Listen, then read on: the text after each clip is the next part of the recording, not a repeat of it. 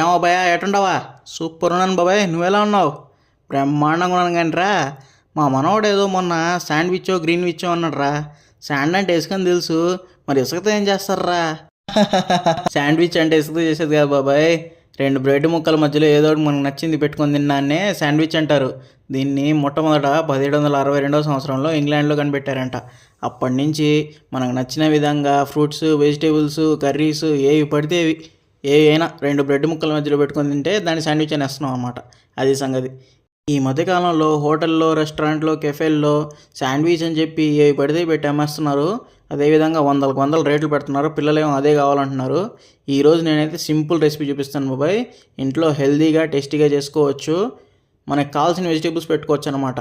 నీకు కావాలంటే chicken, mutton కూడా పెట్టుకోవచ్చు. ఎలా చేసినా మొత్తం మన ఛానల్లో ఉంది, చూసేయండి. మీరు కూడా చూసేసి హ్యాపీగా చేసుకోండి. లైక్, సబ్స్క్రైబ్ అండ్ షేర్ చేయడం మర్చిపోకండి. ఉంటా మరి, బై బాయ్.